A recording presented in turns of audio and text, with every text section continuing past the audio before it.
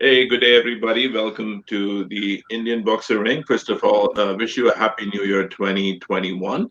Um, our guest today is Pascal Trifilieff. I'm sorry I mispronounced your name, Pascal. You're going to correct me. Uh, Perfect. Thank you. Uh, a little bit of introduction about Pascal.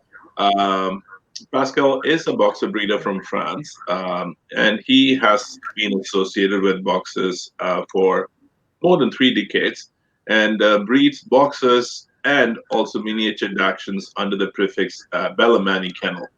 Um, Pascal attributes his success as a breeder to his wife, Sophie. I tell him he's a wise man who actively supports him in his endeavor. Uh, Pascal also considers himself a keen student of the breed, and his love for the breed has taken him all over the world. And he is also licensed by the FCI to judge boxers and also Bouvier de Flandre since 2009. Now he likes traveling and he likes the boxer, and that's a wonderful combination. And hence he has judged specialties in France, Spain, Czech Republic, Latvia, England, and the United States. Um, Pascal is also associated closely with the World Union of Boxer, ViewBox in short. And of course, he's going to talk about that in more detail. So, a lot of information and a lot of unique perspectives in store. So, Pascal, welcome to the Indian Boxer Ring. How are you doing this morning? Fine, thank you. It's snowing for the first time today. Okay, well, happy you are inside. Snow is always good when you're looking at from the inside the house. Thanks to you. All right. So for those ones that are tuning in, please feel free to drop your questions under the comments, and Pascal will be more than happy to answer your questions. Now, Pascal, as just like in any interview, I want to start off with some basic questions for people to know you more. Um, Now, people are tuning in from all over the world, so they definitely want to know about you. So, could you share with our viewers on how you got involved with dogs? Did you have any mentors when you started out? Mm. Well, I knew boxers when I was a small child because I was born with a boxer in my and he was sleeping on my bed when I was a small child, and when he died, I was 10 years old. I missed this heavy things on my legs, at night, and I always said when I will have my home, I will have my first boxer. So I had my first boxer at 20 years. And I knew Patrice Cancalon. It's breeding from Talisco. He doesn't breed anymore and he stopped boxer, but he had a lot of knowledge and on working with dogs and breeding. He had what we called in France the eye. He had the eye, Hmm. and so he learned me a lot of things. So now he doesn't work with boxers anymore, but I do. I still do. So after I wanted to have my first puppies, so I bought a female. She was not a good female because I had very few money at this time, and I didn't have the eye, and so I began getting very far because I had a lot of work to do on those this first female, and I never stopped breeding because I love breeding. For me, um, my first interest is breeding. The second interest is working on the breed and talking with other people, seeing other things, and put all this together. And shows for me are only a good way to get there. I'm not a showman, I don't really especially love to show my dogs in shows, and Can you share with others and involved with dogs? Oh, it's your question. Okay, yeah. So yeah, this is how I began with boxes. Yeah. Okay, wonderful. All right. All right. Did you Did actually? you actually? So, Pascal, I want what is your blueprint of a boxer dog? What is your vision of a boxer dog? Okay. It's a wide question. Well,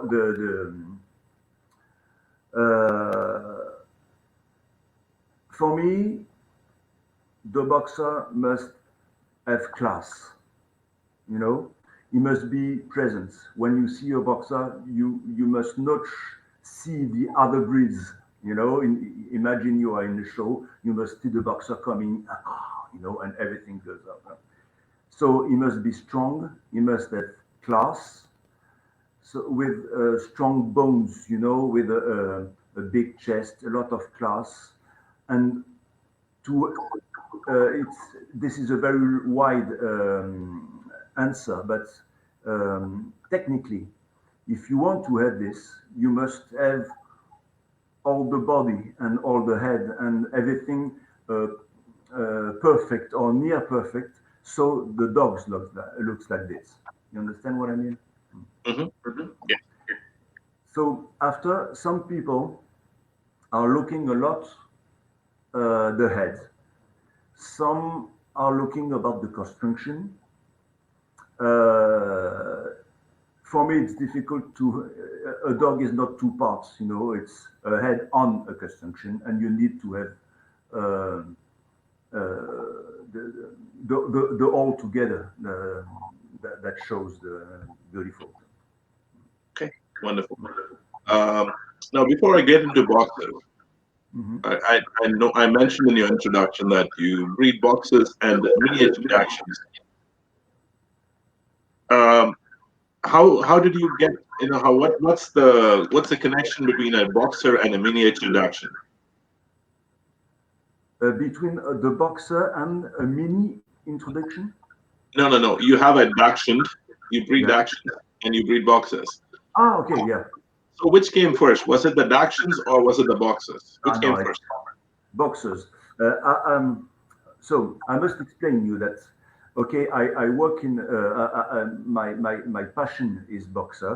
My passion is breeding, but I always worked all my life in the dog world. Okay, I sold. I was a salesman. I just finished a few days ago. So I sell the shampoo, for dogs, and after food, and I done 20 years at Royal Canin, and I was always trying to be to have more and more and more knowledge. Okay, so my work was to go and see breeders, all breeders, and help them to breed in good conditions. Okay, it was my work at Royal Canin. So Mhm. you have to have knowledge and to understand things, to explain it to other people. And this always gave me the, I just wanted to do the same, and have and breed in perfect condition and see what it does on the mental of the dogs and the hygiene. I don't know the word in England in English. The hygiene. What all. Do you understand hygiene or no? Hygiene. Uh, no, but I think it's the spirit of the dog. Well, the spirit and the way the way is bred. Right. Okay. Yes. Yes. So all works together, you know. So my work, my passion, the way I live with my dogs here, so everything works together. So this is why well, it's all my life. I mean, I always and only do that. Okay. Wonderful. Perfect. Thank you, Pascal. I want to get into the breed. Hmm. Now, the question I have for you is: boxes started in Germany. Hmm. That's where it all started. They actually it's a man-made breed, and we all know the history of the breed. Hmm. Uh, Boxes actually, at some point of time, right after World War II, maybe just to kind of give it a timeline, Hmm. boxes moved out of Germany. They went to Europe. They went to North America, Hmm. um, and over the years, the boxes have become, um, you know, the America took the breed, they made it their own. Europe took the breed, they made it their own. Two different styles of walk. Hmm. What are your thoughts about that? Well, my thought is that it's normal because we are human and we want to take things for us, and we want to that things we manage looks like the way we think. I don't know if my English is good enough, but No, it's perfect. uh, well, okay. So for me, it's normal that a country and another don't breed exactly the same, and it's for sure we are sometimes far, let's say sometimes very far from what the boxer was at the start. But I mean, everything can be explained. For example, if you go to a craft show, okay, that is the most big show in England, and you see boxers. They are just like very nice puppies and no very well educated, and very calm character and everything. Why? Because in England they want dogs like that. They want dogs to be very nice, very calm, that you can put 10 dogs together and they play together. And okay, why not? Why not? It's a way. Okay? In Europe, um, and especially in Germany, and some East countries, they are right to they decided that boxer is a working dog and it must stay a working dog. Okay, nobody is wrong in that. In USA, sorry. Uh, well, it depends of the clubs, and well, I don't know everything, but what I saw is that you've got some people in USA who work with for a long time, don't work a lot at all like in Europe, but some people are looking what is making in Europe and want to blend to breed American lines with Europe lines, and I think they are right. Mm.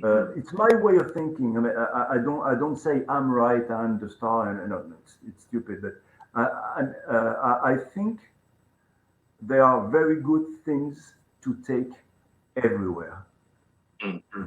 Um, I can I don't like to give names of dogs, but uh, one day I was judging uh, very far and from France, and they asked me to judge quickly because in this country it's 5 minutes per dog, and so my way of judging it's 20 minutes per dog. So it was well, okay, and the dog who I made one was an old dog. I think he was 7 or 8 years old, and this day he made best of show, and I cried. And not because I'm mad, or maybe I'm a little mad, but because this dog, his name was Rolling Stone. Uh, he was for me the exact perfect dog, you know. And it was not a European dog with long hair, long tail, and everything. So, and I find it in another country. And I think that countries must work together because in USA, for example, I saw dogs with uh, beautiful neck, you know, and a lot of class, and with back really straight and really strong, you know. But they don't have chest. Okay, they are very ungulated at the back, a little bit straight at the front, and I don't talk about the muzzle and everything. It's but they have things in their breeding that we don't have in France or in Europe today. You know, so it could be so interesting to work all together. So this is my way of thinking about this. And today we've got internet. I mean, we are talking. We don't even knew each other a week ago or 2 weeks ago. It's just wonderful. We can talk together. We can change thinking, and I think for me this is the way to work. Okay. So Pascal, I actually comes from a place of wanting to know about European dogs. Because I'm exposed to being in Canada, I'm exposed to American style dogs, North American style dogs, boxers. Now, you mentioned in your previous answer, that you take 20 minutes to judge a dog. In the US, when you came to judge, you said you had to judge a dog in 2.5 minutes because you had different dogs to judge. Right. Now, you also mentioned that you have to you look at the working ability of the dog more, and you want to actually give the dog enough opportunities to prove the working ability, right? Now, let's go back to the point of origin. Now, the boxers in time, the purpose of the breed was for bull baiting. At the very beginning, there was the bull baiting.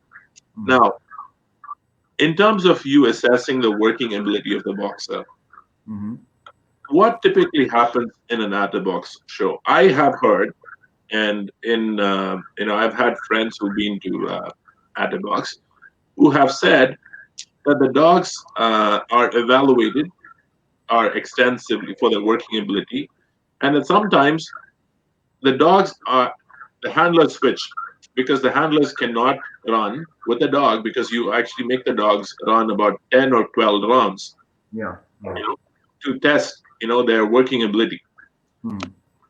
My question is, should a boxer be made to run 10 or 12 rounds? What is the working ability you're testing there? No, normally, I can't talk for all the judges, but normally when you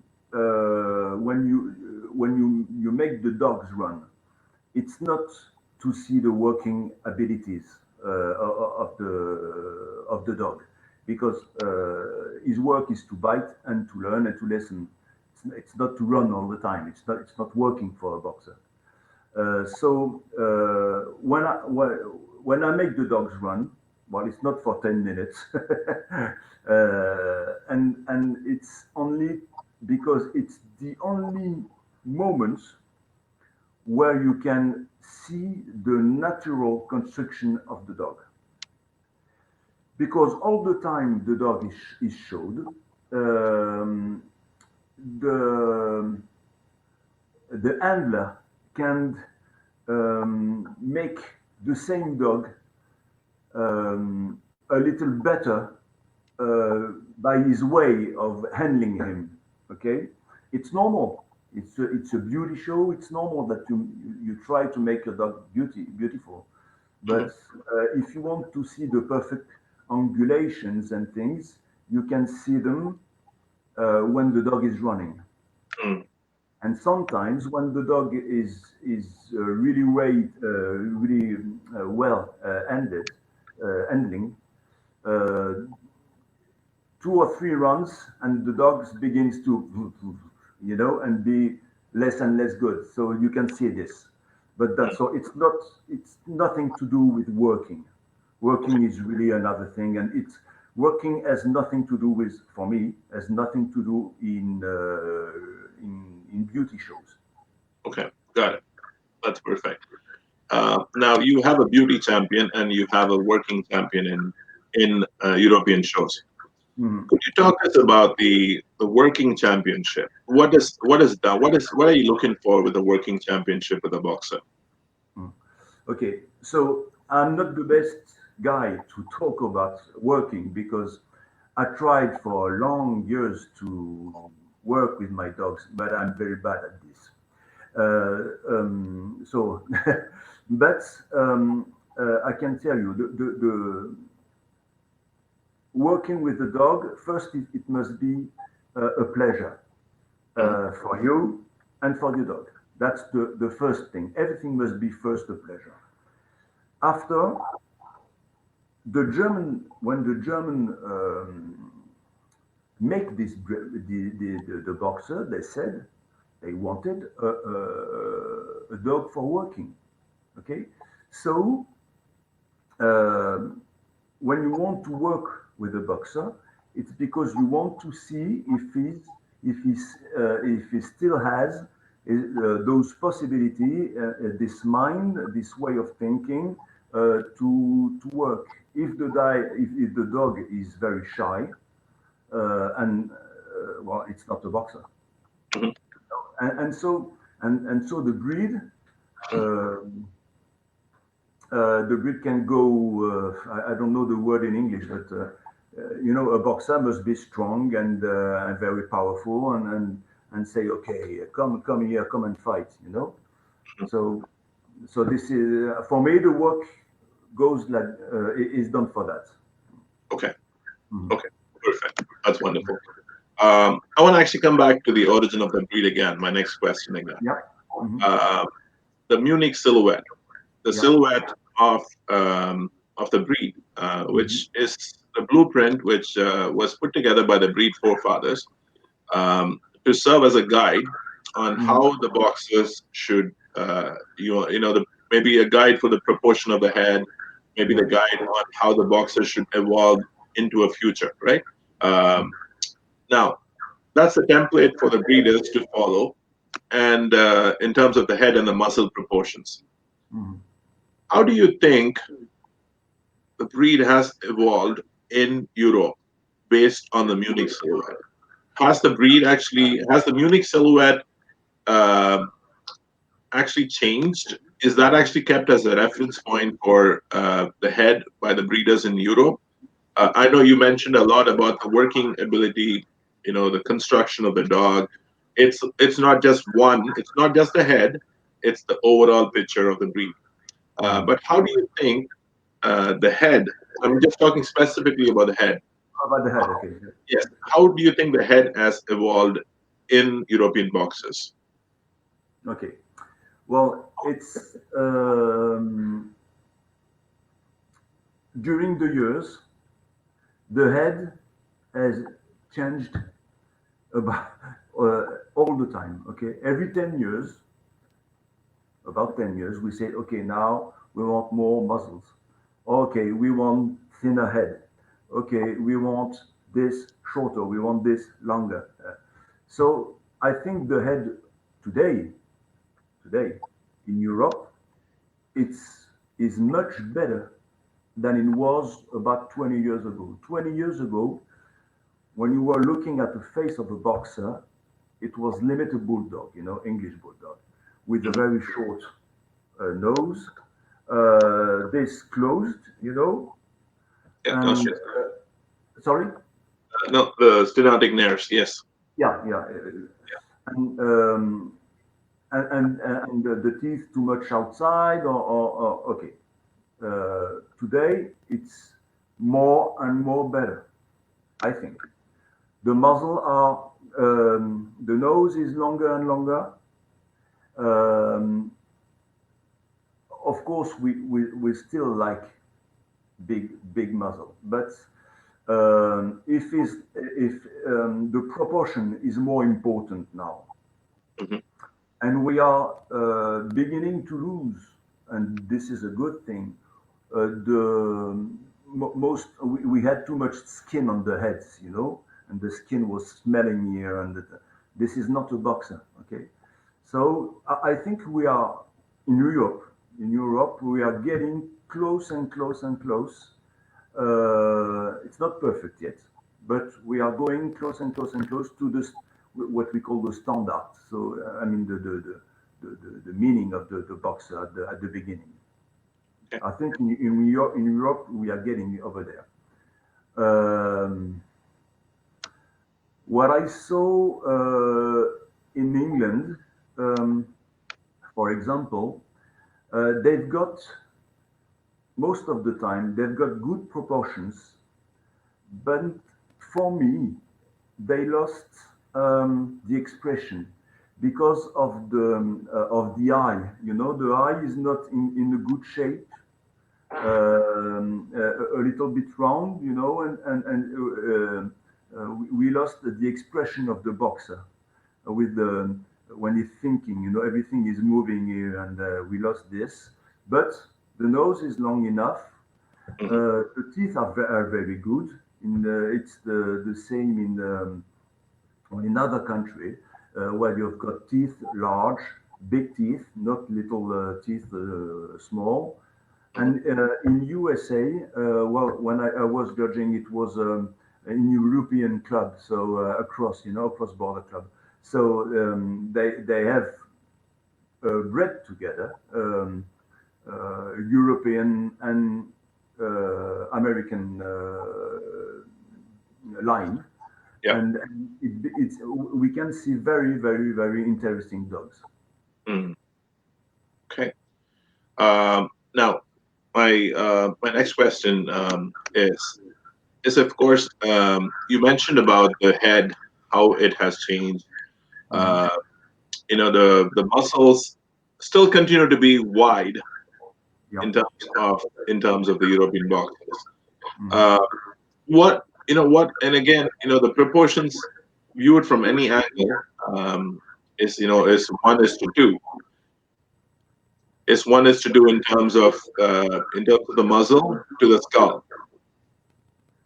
Even viewed from the straight, it's still 1:2 the proportions between the muzzle and the skull. But you mentioned that the muzzle has become wider and wider. Yeah. Mhm. What was the thought process behind that? Why do you think the muscles became wide? Was it just the aesthetic look of it? People wanted to actually have bigger, wider muscles. What was the thought process behind that? I think it was only for aesthetic. Mm, Because for working, the dogs doesn't need at all to have all this. mm, He needs to have large teeth, okay? He needs to have big teeth, okay? But you don't have to have a big muzzle for this. So I think it was only aesthetic. okay. Okay. So Perfect. I think the truth is between, and we see some dogs like that. The truth is between AKC dogs and European dogs that most of the time win in shows. Got it. Got it. Now, I want to actually specifically talk about European boxers here. I know European boxers have a show once a year, um, and where all the people from Europe come together, bring their dogs, and have a specialty show. Yeah. It could be an at a box show, it could be a view box show, it could Mhm. be a show like that. Mhm. In terms of that show, I know specifically with German Shepherds, there are breed wardens. The breed wardens decide what is the type of look they want to promote. Yeah. This is the type of German Shepherd they want to promote. Mhm. With European shows, are you is there a breed warden that is there that's promoting a specific type of look with European boxers? Like I want a dog which is like this. I want this type of dogs to win, or I want the dogs to be a little bit less. I want to be a little bit less moderate. I don't want this to be extreme. Is there like a breed club? The breed club, does that play a role in deciding how European boxers evolve? First, Atibox is not only European. It's because you have Russia and all those space. It's not Europe. Um, and less because there's Wubox now. So I think the breed is not done in those big shows. The breed is worked on the national championship of every country. And for me, the judges have maybe more. Oh, my English is terrible. Um, way of working on the breed by the way they judge. If they judge a dog that is not that has bad angulation at the front, for example, we see a lot of that at the moment in Europe. Mhm. But they make him win because he's spectacular in a ring. That's very, very, very bad because people are going to use this dog with a big default, but people are looking for dogs like this, and breeders are going to keep dogs like this. And this is the big problem. Mm. So it's not one show in the world that can do the work. The work must be done by every national club. Of course, they can do it all the year by this talking with breeders and everything. But I mean, what people see behind their computer today are the photos of the dogs that won, Mm. and this is to judges to do the good the right choice. Mm. True, true, true. Um, I want to actually ask you a question. I'm going to ask you about the blueprint of boxing. Mm. You mentioned that the boxer should have certain attributes that you like. I want to ask you a specific question about the bones. Mm. Now, when I look at a European dog, and I've seen only European dogs in pictures, Mm-hmm. and I look at an American dog, American style dog, Mm. the one thing I see which stands out to me is the bones look very different. The bones of a European dog are much more, um, it's much more bones than an American dog, which is got much less bones. With a European dog specifically, are you breeding for bones? How important is it if you're breeding for bones? No, I think that's what you saw is not strong bones or not strong bones or small dogs or not or high dogs. Or, what you saw is different construction. I saw very the bones, the skelet, okay, the bones you have inside. I saw big bones, strong bones on English dogs, on US dogs, on in every countries. But it's the shape you have on the chest. For example, in Europe, we want chest that goes at the minimum here, and it's in the standard. In the standard, it's said like that. Okay. In US or in England, you've got dogs that have the chest here, okay, under the elbow, Mm, over the elbow. Sorry. mhm, Um, the and the undulations are totally different between a European dog and English or ATC dog. Okay, the ungulations are not the same. The way the dog moves, of course, are not the same because the ungulations are not the same. So the ungulations are very, very, very, very, very important on the boxer, on every dog anyway, because because the ungulations are good, that the back is good, that the neck is good, that the dog is beautiful when he's running, when he's even walking. Um, all thing, all the class of the dogs comes from the ungulations. Okay, Right. and you see an England English dog running in a ring is beautiful. He has class. You see an European dog running faster, okay, but running in a ring is beautiful. And you see a ATC dog running in a ring is beautiful too, okay, but it's not the same way of moving, and I will say it's not uh, the same point where you want to go. I don't know if it's, you know, a European dog. When you look at him, you want to see a dog that will make him killed his handler. Okay, Mm. a European dog. On an English dog or ATC dog, you don't see that. You see a very nice dog, very happy and kind and slow with his handler. It's totally different.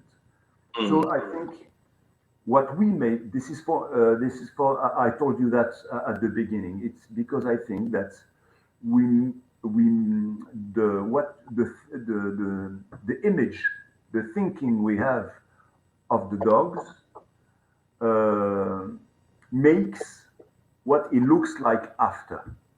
Got it. You understand what I mean? Yeah. Yeah. Um, I want to actually ask you this. Now, in the United States Mhm. or in Canada, Mhm. a dog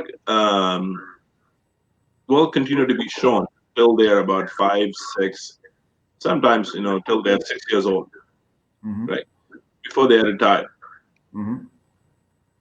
With a European dog, with European dogs, what is the typical time span? When do you start, or when do you start, and when do you stop showing the dog? Well, it depends it depends the reason why you are showing the dog. Mm.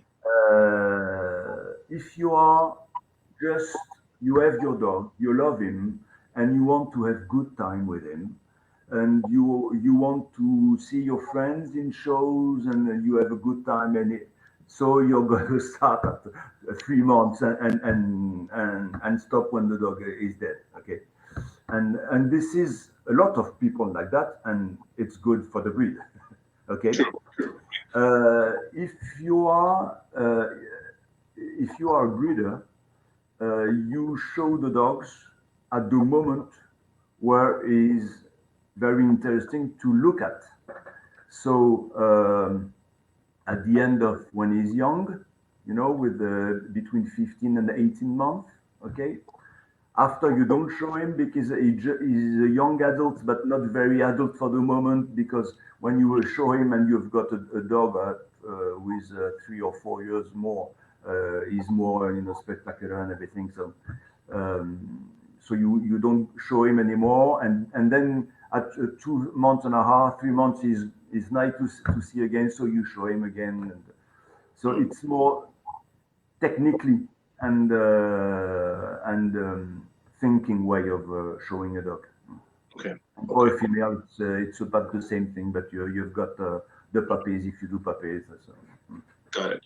Mm. Uh, I actually, the reason I ask you this question, Pascal, is because the dogs, when they actually have a lot of substance, Mm-hmm. when they have a lot of bones, Mm-hmm. they tend to actually become uh, well done. They call it coarse. The dogs tend to get coarse, meaning the Course. dogs, coarse meaning the dogs get, the neck gets thicker, the body gets, it's like the dog has matured, right? Yeah. It's not elegant anymore, Mm-hmm. right?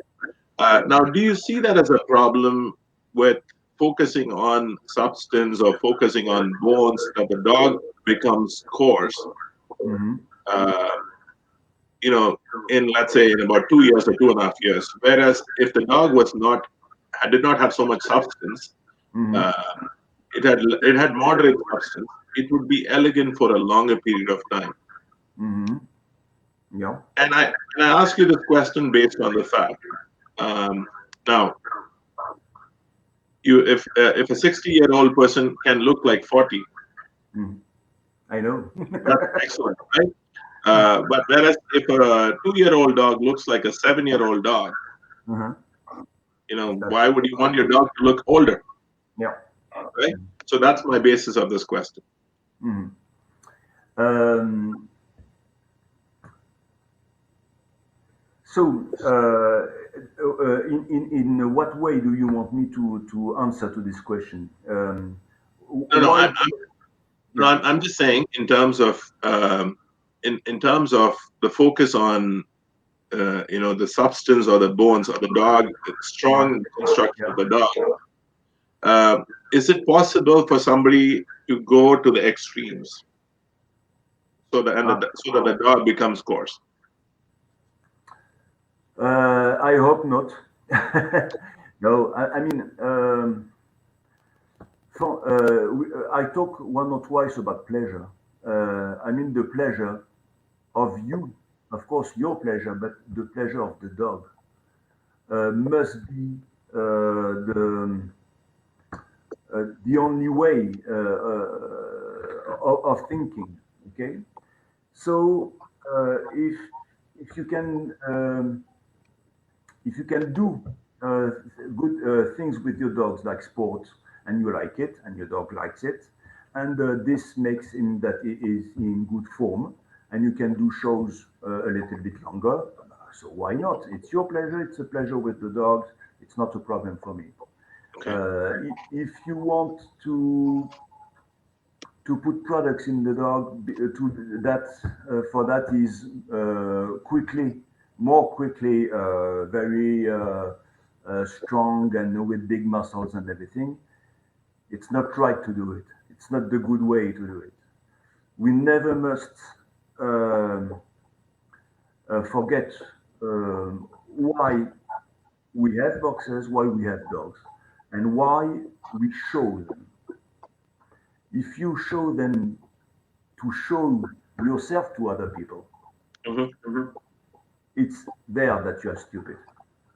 You Mm-hmm. know, if you show your dog to say, "Hey, look at my dog. I think it's not. I think he's nice. Maybe it could interest your dog." And I look my dog, but I look your dog because I learn and I make my eye.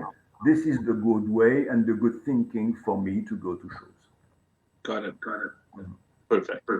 Um, I want to actually go into the temperament aspect of the question. Hmm.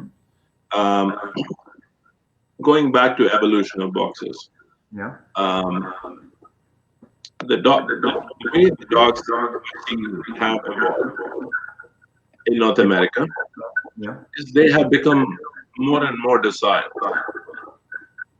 They have become temperament is lower. Yeah. Mm-hmm. With the European boxer, the temperament is higher. Mm-hmm. Um, you know, for example, in a show, they actually two dogs go against each other. The free stack, they go against each other. It used to be like that. Right, It's less. It's right, less. right. So my question is not about the temperament, Mm-hmm. but more about the breed. You are a preservation breeder. Mm-hmm. By actually making the temperament of the boxer, make it more tempered, are you limiting the number of people that can own a boxer? That's the good question. Well, well, It should not be. It shouldn't be like that. A boxer should stay, and I think it's the case for the moment. I think the boxer should stay a family dog. Okay, so you have big temperaments, you want to have a line of working dogs. Okay, that's a good thing. But don't never forget that when you have when you have a litter of 8 puppies, maybe one will work. Maybe if you have chance, you will find one guy who wants to work with the dogs, and the 7 others won't work at all. They will go in families and sleep on the sofa with the children and everything. And for me, this is most important. But it's not a matter of, for me, I don't say I'm real. I just I don't say it's the truth. It's the way I see the thing. Of course. I told you that I thank my wife Sophie every day because she does the work on the boxes. Okay. Well, I chose the crossing. I chose the nails we're going to use. Well, this is my work, but she does the most important. She spent she's spending her time with the puppies, Hmm. and um, the way you breed your puppies, the time you take with them.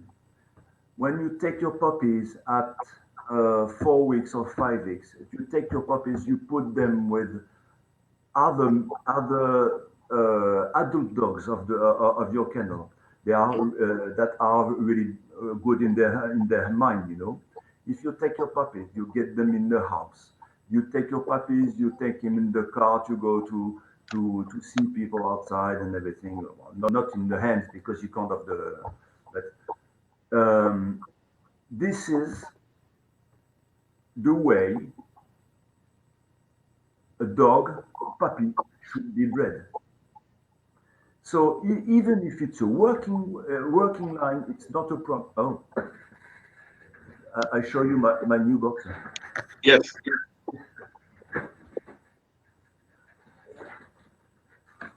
This is my new boxer. Okay. Say hello. It's a continental bulldog. Sorry. So I think that the most important is not the way the line, the breeding line is done, but the way breeders work. It's so important. Okay. Um, your judging has taken you around the world. Yep. You also judged in the United States and in the UK as well. Yep.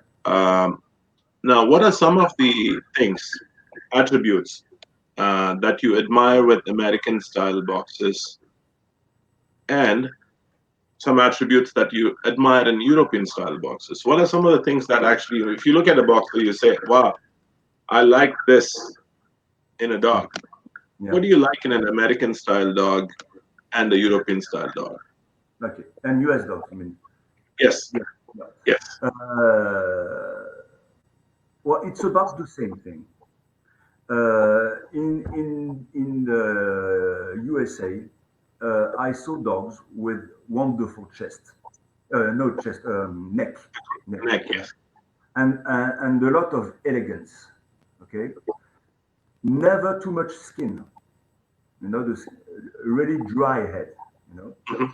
and this is things we have problems to keep in France because Mhm.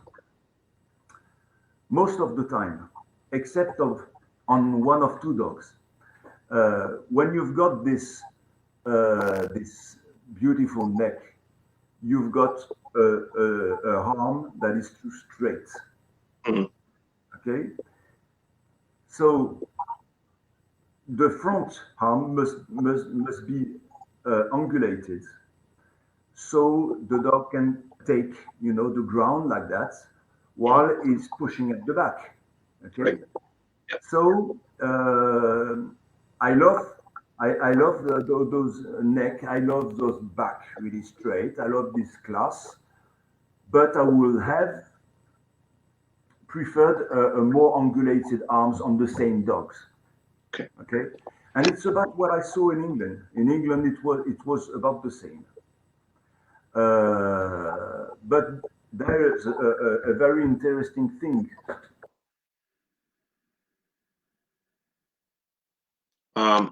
Pascal, I can't hear you, Pascal. You're some reason I can't hear you.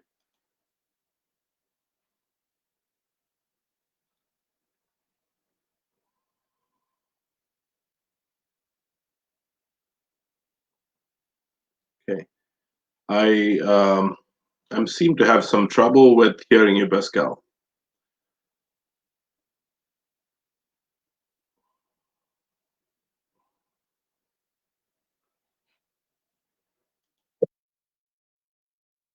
You want to try again, Pascal?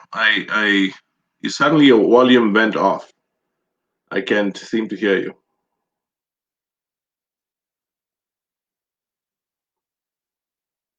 Yeah, please. Yes. Yeah. And you can come back again. Yeah, you can actually exit and come back again. I think I'm having some issues with your volume. I can't hear your volume at all.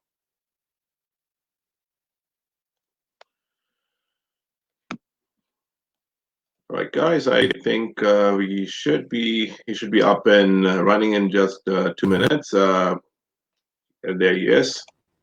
Hello, Pascal. Can you hear me? Yeah. Okay. Yes. Go ahead. So we were talking about the American style boxes and the European style boxes. Yes. And I said that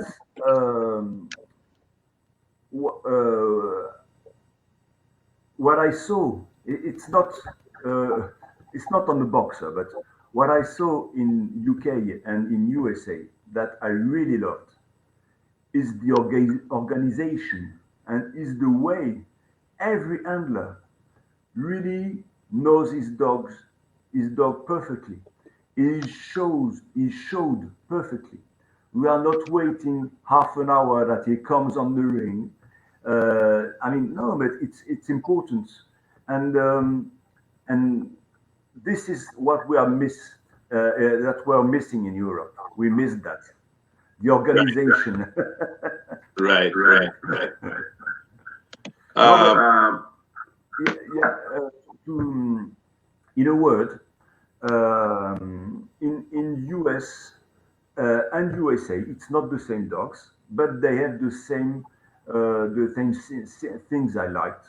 It's the class, the back, and the teeth. Really large teeth, very high teeth, strong teeth, and in France and in Europe, it's well, we begin to have them again, but it's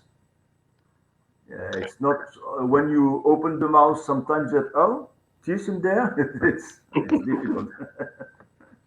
Okay. All right. Fair point. Um, I want to actually ask you about your judging, Pascal. My next question is about judging. Yeah. You predominantly or you mainly judge in Europe. Yeah. Now you're also going out to judge in countries like America, Yeah. Spain, and UK. Yeah. When you go there, how difficult is it for you to judge a style that you're not used to? Because you don't see that dogs much, right? You see that dogs in pictures, but when you see them in live, how difficult is it for you to actually easy or difficult is it for? I'm not a judge, but I want to understand a judge's perspective. How easy or difficult is it to judge a different style? Yeah. Well, it's exactly the same thing. That's when you are judging many breeds, many different breeds. Some you know really well, and others you only breed them, you only judge them 1 or 2 times a year. Um, a dog is only one and is one and only one thing, you know. And so you look at the movement, you look at the way he's function, you know. It's like a motor, you know. The way he's functioning, if the back is good, if the ungulation are good, if the head is a pleasure to look at, you know, if the character of the dog is you know, I even in England they told me, okay, you don't talk to people. In France we always talk like that, blah blah blah, even when you are judged. In England they told me, okay, please don't talk to people here. We don't do that. I say, okay, but I couldn't don't talk to dogs, you know. So I had to take dogs like that, and and and when you do that, you feel the dog, you know, and it goes. A beautiful dog, it's like a beautiful wife. If she has no, it's the same. If she has a very bad character, she's not a beautiful wife. It's the same for the dog. So it's one and only thing. Okay, all right. Interesting analogy.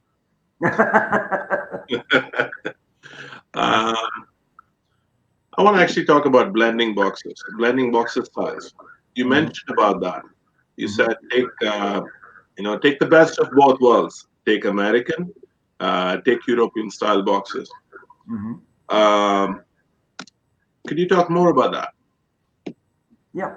Well, some breeders all over the world, are beginning to do it, and for me, it's a very good thing, and very interesting things to do. If you stay only with the dogs of your country, most of the time you will go round, okay? Because when you show, when you judge about 10 shows in the same countries, I can tell you most of the time you saw the same problems, the same beautiful things and the same problems. Okay, so every country has his way of breeding, of working the bloodlines, and um, things are fixed in the bloodlines. Okay, so it's interesting for me to cross those bloodlines, to go and take what you don't have in your bloodline. Hmm. And the final point is to go to the standard. Okay, the meaning of the boxer at the beginning. Okay, Right. and there is not one country who is only right and never wrong. Okay, we all have bad things on our boxer and very good things we worked on.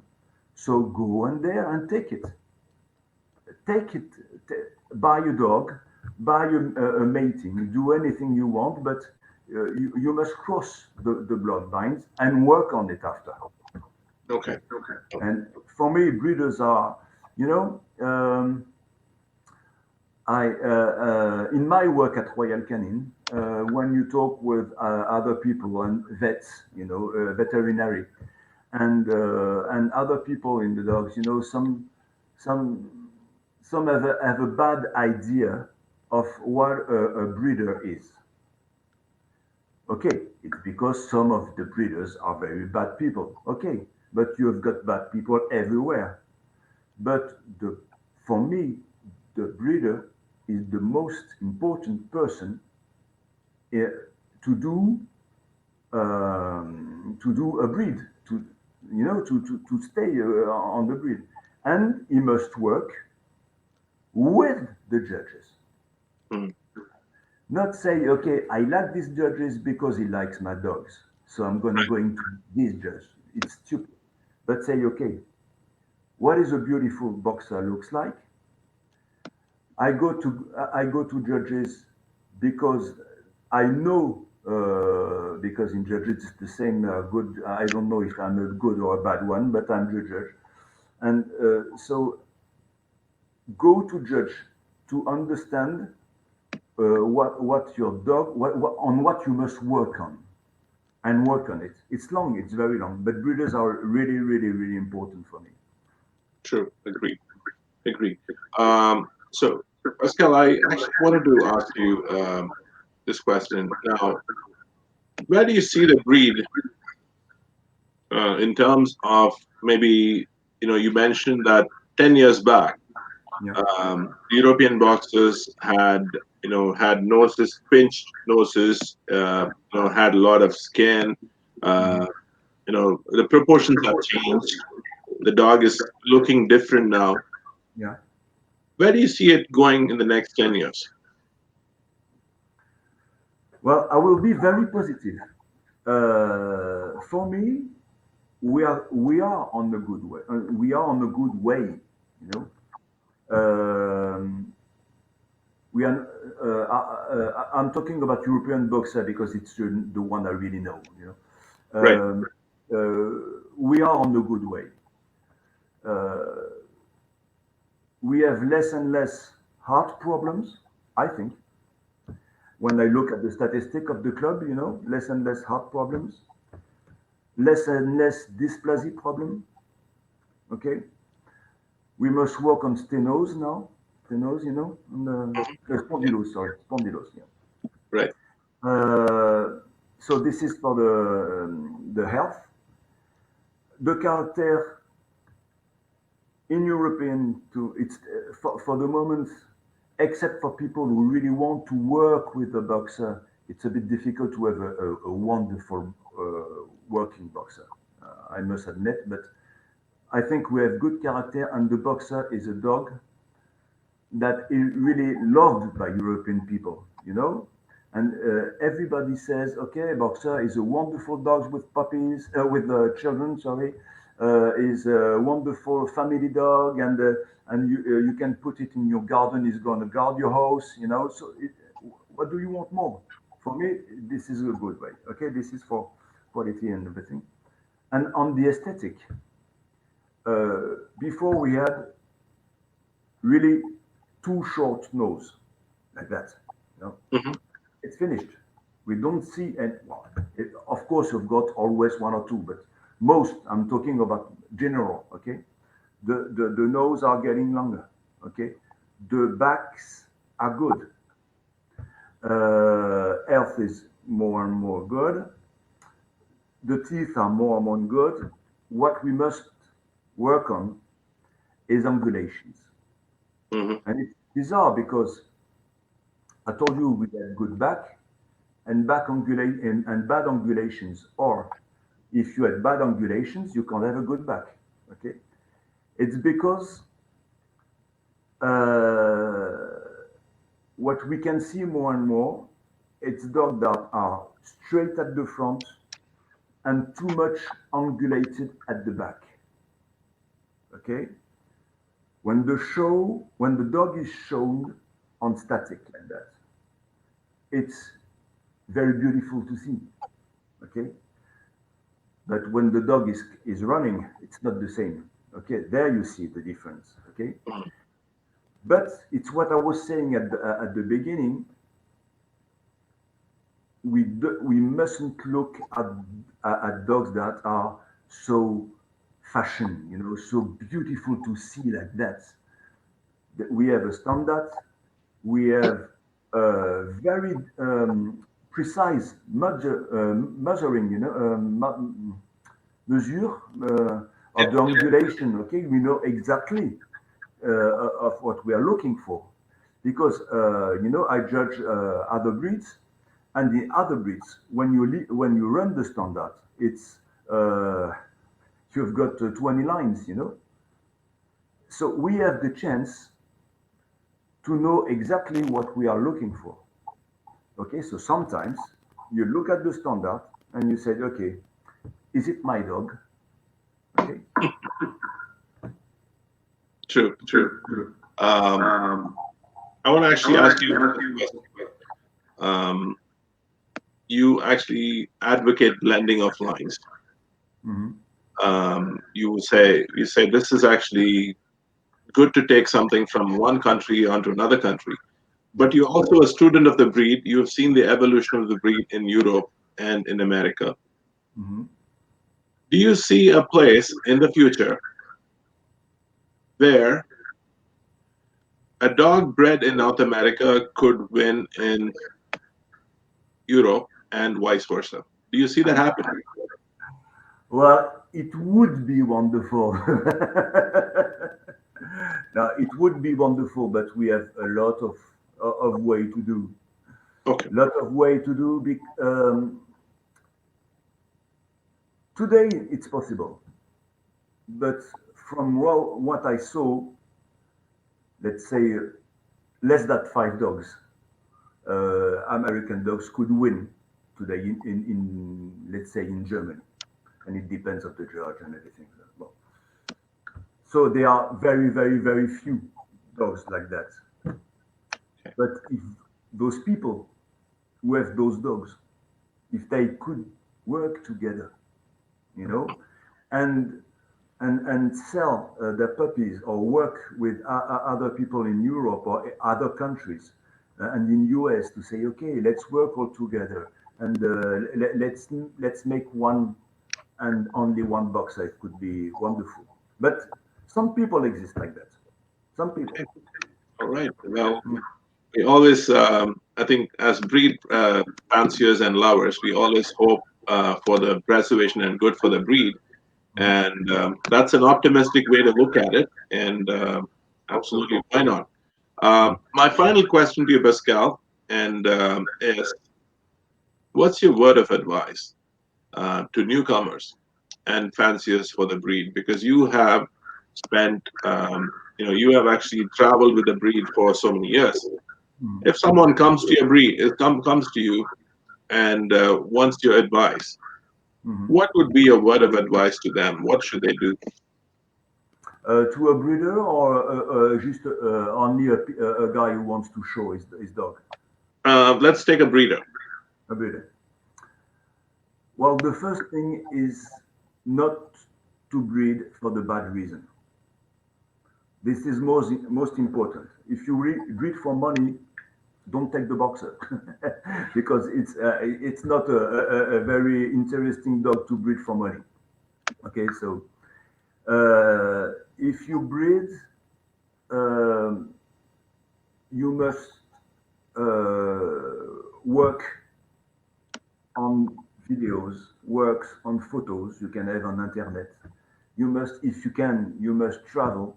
I know a guy in France who have not that much money, but who say, "Do you have a place in your car? Can I come with you? I've got no dogs. I just want to show. I just want to see." And he's not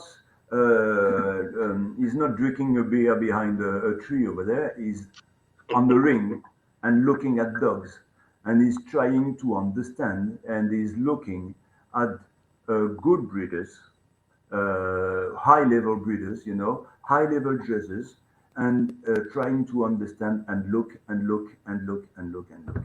It's until you don't have the eye, it's very difficult to breed because you don't know what you breed and you don't know what you show in breeding. So make your eye. It's the first thing. Okay, that's wonderful, Pascal. I think that was an hour filled with some unique perspectives, interesting analogies about that wife part. So it was a pleasure. Before we end the interview, do you have any parting thoughts that you want to share? Any what? Any? Do you have anything you want to share with the audience, with the ones that are tuned in? Yeah. Uh, well, I don't know who is looking, but I think the most important thing I always want to share is work together and for the good reasons. It's just ask you the reason why are you do it? Why are you doing it? Mhm. If you love boxer, if you love to have time with your boxer, to breed your boxer, to see how they grow and look at your puppy 3 times or 4 times a day and say, oh, okay, this one is growing like that. Okay, you have the passion. Do like that, but do it well. Yeah. Wonderful. I think on that note, Pascal, I want to thank you for your time, and it was actually yes, like you rightly said, this is a breed we all love, and we want to actually see this continue to grow and develop. And I think that can only be done if we work together and Yeah. not in isolation. So on that And, note, I want to. and Yes, your sorry. work, sorry, no, I'm sorry. Your work is wonderful for that. Oh, What thank you. you are sharing the knowledge. I don't know if I have knowledge, but what you are doing, sharing the knowledge, it's just wonderful. Thank Oh, you. thank you, Pascal. I appreciate your kind words. Thank you so much. No, I actually think, and I want to thank you again for your knowledge. You do have a lot of knowledge, and thank you for that. And again, have yourself a wonderful day, Pascal. Thanks for making time for us. Thank you. Thank you. All right, have yourself a wonderful day. Thank you. Bye now. Bye bye.